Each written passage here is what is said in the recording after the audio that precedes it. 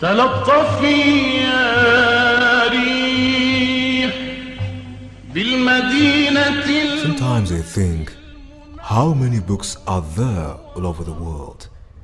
Maybe 1 billion? 10 billion books written through history? It's difficult to guess. Philosophies, thoughts, debates and theories. Books are outstandingly massive human products. Of course, some of them contain the truth. I'm not even sure till now if that really exists. I mean the complete truth, the absolute truth. But I know for sure that this simply can hardly come from another man. What is the source of the Quran? El milagro del Corán, un libro de milagros científicos. Look around. Think with your own minds, logically, without being biased. There are only 3 alternatives. If we falsify 2 of them, then we are proving the 3rd. Either the Quran is a revelation from God, or a revelation from Satan, the devil, or authored by a human being, whether Prophet Muhammad or someone else.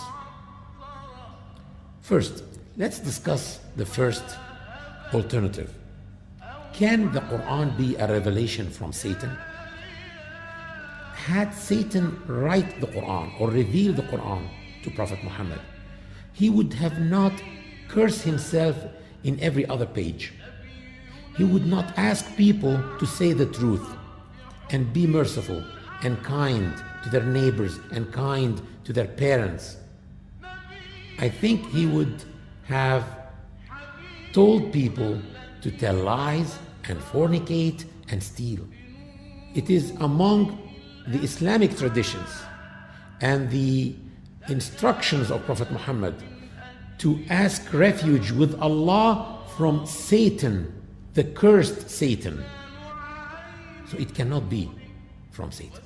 The third alternative, which is, can the Quran be a product of a human being, whether Prophet Muhammad or someone else? Let's discuss the first one. Can it be a product of Prophet Muhammad? Can he be the author of the Quran? If you think about it, Prophet Muhammad was an Arab who was sent in the beginning to the Arabs with an Arabic Quran. Why would he intimidate the Arabs by naming one long chapter of the Quran after a Jewess, an Israelite, Mary, the mother of Jesus, son of Mary, peace be upon him?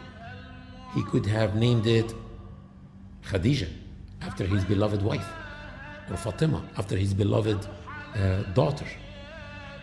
Who can tell me few verses from the chapter Khadijah or Fatima or Amina, his mother? No one, because there is any chapter in the Quran named after any even Arab woman. And if this Quran was the innovation of him, I mean Prophet Muhammad, peace and blessings upon him, as some have claimed, then he would have made mistakes, or he would even be disabled, or even just ignored and disregarded all or most of these scientific facts.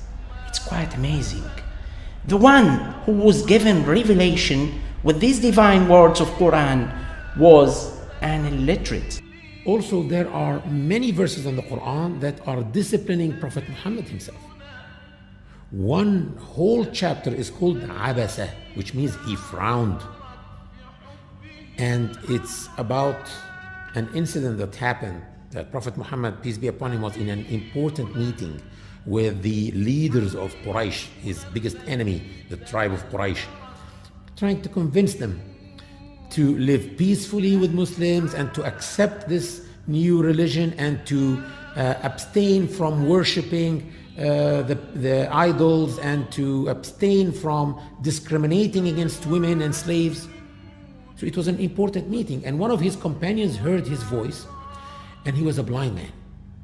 So he came to Prophet Muhammad telling him, "O Prophet of Allah, give me an advice." So when the Prophet saw him, he felt like it's not time for this. So the Prophet frowned and he turned his face and he kept talking to the leaders of Quraysh, and the man understood that he is in an important meeting and he left. That's all. If you think about it, you don't find that the Prophet did anything wrong. But the verses descended on him from heaven saying, عبس وتولى أن جاءه الأعمى وما يدريك لعله يزكى أو يذكر فتنفعه الذكرى. Nay, this is a reminder.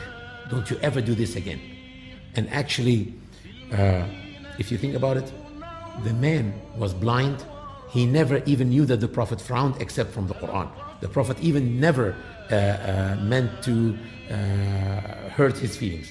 And his feelings were not even hurt. Maybe if it was up to Muhammad, I think it would be logical when he corrects himself for something that everybody thought was wrong, something that caused a problem. At that point, he would amend it and say this is the divine correction. That makes sense. But why would he do that about something that no one considered as wrong? Something that nobody even saw happening. How can he say so about himself? How can he be disciplining himself like that? Also take into consideration that his name was not mentioned in the Quran except 5 times. It's also intriguing that the Holy Quran is the only book on earth that never had the author's name written on its cover.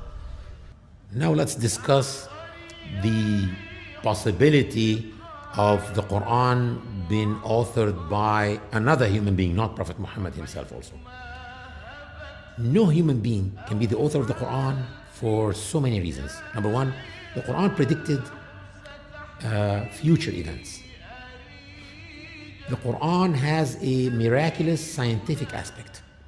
The Quran has a miraculous linguistic aspect. And the Quran has a miraculous legislative aspect. Let's talk about the first one, predicting future events. There are events in the Quran like the Romans being able to regain their land and defeat the Persians after being defeated. There's a whole chapter in the Quran called the Romans, and it starts like that. The Romans has been defeated, but very soon they will be victorious. It's like saying today that the USSR, the Soviet Union, will come back within very few years, and defeat the United States of America. If anyone says so now, people will say that he's crazy. At that time, the Roman Empire was collapsing. They were losing their territories to the Persians. Egypt was invaded by the Persians, and most of the territories ruled by the Roman Empire. At that time, the verses of the Quran were descending on Prophet Muhammad, saying and challenging people by saying the Romans are defeated, but within few years they will be victorious. I think this proves easily that it is not his own handiwork. The Quran, in its very first 2 pages, it is challenging the reader to find any discrepancies. وَإِن كُنتُمْ فِي رَيْبٍ مِّمَّا نَزَّلْنَا عَلَىٰ عَبْدِنَا فَأْتُوا بِسُورَةٍ مِّن مِّثْلِهِ وَادْعُوا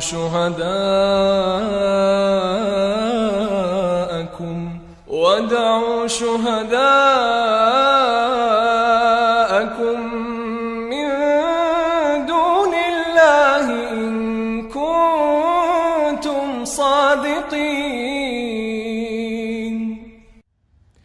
And in Surah Al-Isra, chapter called the Isra, verse 88, the Quran is challenging the Arabs, the masters of the Arabic language, the masters of poetry, to bring a Quran like it. But they couldn't. And then they were challenged again, and they were given a discount when they couldn't bring a Quran like it. The Quran told them in the chapter Hud, أَمْ يَقُولُونَ افْتَرَاهُ قل فأتوا بعشر سور مثله مفتريات وادعوا من استطعتم من دون الله إن كنتم صادقين. Bring 10 chapters only. And still they couldn't. So they were given a further discount. In Surah Al-Baqarah, bring one chapter if you can, and the Quran says, and you will not be able to do so. Let me tell you that we have some chapters in the Quran that are extremely short. One chapter called Al-Kawthar is only 10 words. So the Quran is challenging them to come up with 10 words like this, with this beautiful style, with this amazing style, and they couldn't. There are so many ways you can dazzle a simple nation just living in the desert. Why would you choose their point of strength, mainly language and literature, and challenge them in what they excel in? Also, there is the miraculous legislative aspect of the Quran, because at that time the Roman and the Greek reformers, they were trying to come up with good legislations that reform the life of people, and people can follow and have a good life. And they did beautiful things. But if you read them today, you may laugh. The Quran at that time came down with an amazing legislation that can save the world today and solve its problems. Let me give you just one example. According to the Islamic finance rulings, it is not allowed to deal with securitization in the stock market or selling loans by loans. Would this really cause a problem for some tribes that were living in the desert back then? Those two things led 20 million people to lose their jobs in the recession of 2008, just in Europe and in the United States of America. El Sagrado Corán es un milagro perceptible y semántico. Los profetas anteriores a profeta Muhammad, la paz y las bendiciones sean con él, recibieron por parte de Dios milagros perceptibles, es decir, tangibles por los sentidos, que sirvieron de pruebas para su profecía. Por ejemplo, como vemos el milagro de la vara de Moisés, el milagro de Abraham rescatado del fuego, los milagros de la curación de los leprosos y la resurrección de los muertos por la parte del profeta Jesús, hijo de María. La paz y las bendiciones de Dios sean con todos ellos. Estos milagros fueron permitidos por Dios. El profeta Muhammad, la paz y las bendiciones de Dios sean con él, también recibió este tipo de milagros perceptibles. Entre ellos están la división de la luna, la multiplicación de la comida y el agua que brotó de sus dedos para dar de comer y beber a sus compañeros, así como la capacidad de hablar con las piedras, los animales y los árboles. I know there are some miracles mentioned in the books of Islam, but they were never mentioned as proofs of the truthfulness of Islam or the prophethood of Muhammad. But Muslims are evidencing proofs so far beyond this. A book. Es por ello que el Sagrado Corán es también un milagro semántico, que se reflexiona con el intelecto y permanece aún después de la vida de Muhammad, la paz y las bendiciones de Dios sean con él. Es un milagro para leerse, meditarse e investigarse desde las diferentes ciencias y sus avances. Es decir, que es un milagro comprobable en cada tiempo y por todo aquel que ejerza su capacidad de intelección. Podríamos decir que es un milagro renovable, es decir, que en cada época de avance del conocimiento científico encontramos nuevas caras y perspectivas de lectura del texto coránico como milagro. Logically, this sounds convincing, but scientifically, I need more evidence concerning these scientific facts that you claim they were mentioned in the Quran. If it was really revealed from God, it should be so clear and certain. We only need absolute and decisive scientific facts.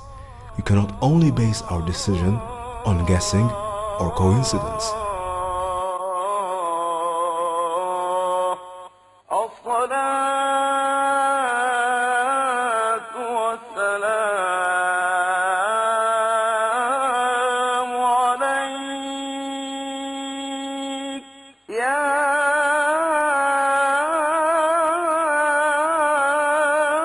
إمام المجاهدين الصلاة